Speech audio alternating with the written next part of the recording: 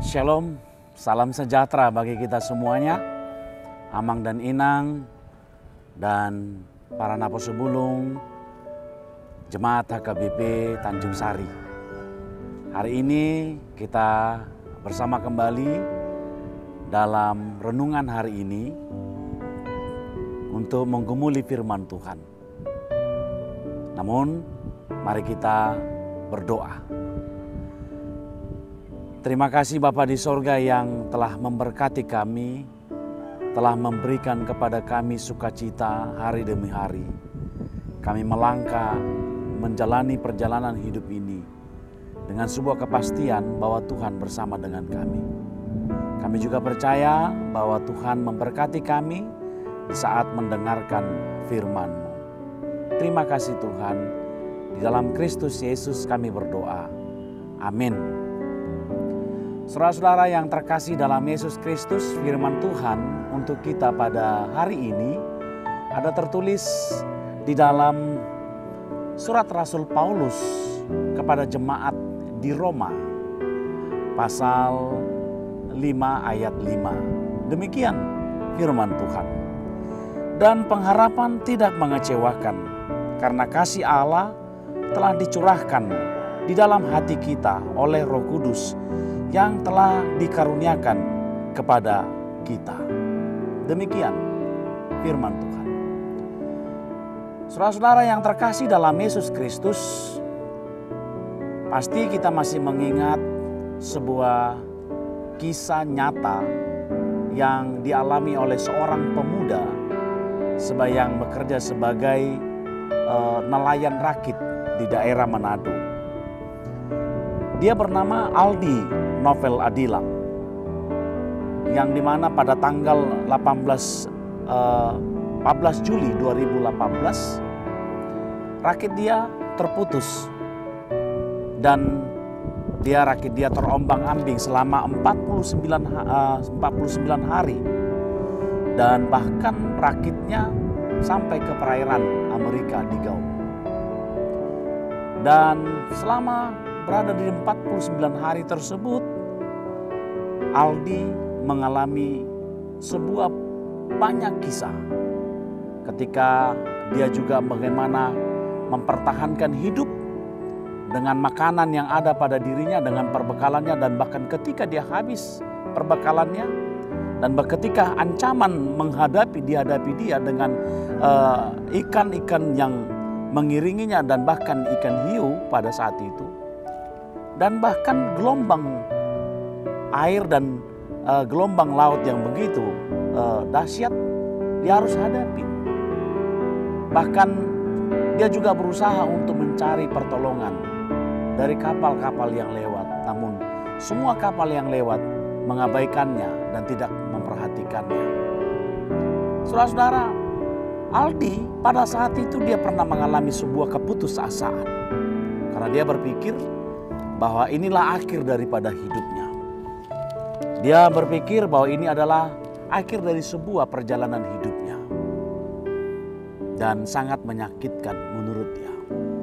Tetapi luar biasa saudara-saudara, di saat dia yang mengalami tertekan tersebut, dia bangkit kembali dengan sebuah yang membuat dia besar sekali harapan. Dia mengingat orang tuanya dan mengingat yang diimaninya, yaitu Tuhan yang diimaninya, Tuhan Yesus Kristus. Saudara-saudara, Aldi dapat bangkit kembali karena dia memiliki harapan. Karena dia tahu pasti dia bisa akan melewati ini. Karena itu selama dia berada di 49 hari, dia mengisahkan dia selalu berdoa meminta pertolongan kepada Tuhan yang diimaninya, yaitu Yesus Kristus. Dan pada tanggal 31 Agustus ada sebuah kapal berbendera Panama lewat, yang sekalipun sudah 1 mil lewat, namun dia ingat dengan sebuah kata, kalau teman-temannya mengatakan kalau kamu minta tolong di lautan, pakailah kata help. Dia memakai kata help dan kapal tersebut berbalik dan menyelamatkan dia. Dan dia dibawa ke daerah Jepang, di Osaka. Karena di situ KJRI Indonesia Saudara-saudara, dari kisah itu kita melihat dan kita merenungkan ternyata harapan itu penting.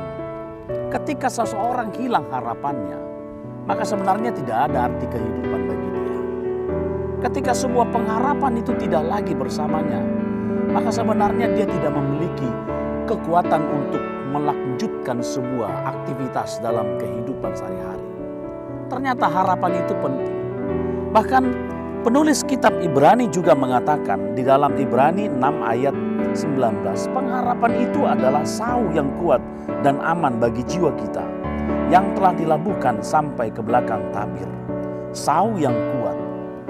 Ini adalah pondasi, ini adalah yang mengokohkan kita dari gelombang-gelombang yang ada pada kehidupan ini.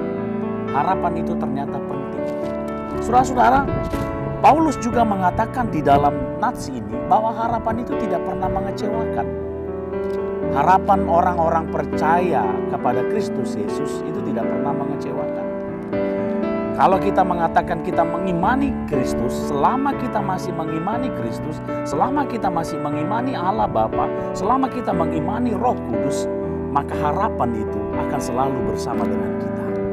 Karena itu saudara-saudara, iman dan harapan dan pengharapan itu tidak pernah terpisahkan dan itu tidak pernah berdiri sendiri. Itu sebabnya dalam 1 Korintus 13 ayat 13 ada 3 yang kokoh katanya, yaitu iman, pengharapan, dan kasih. Dan yang paling tinggi adalah kasih katanya dalam firman tersebut.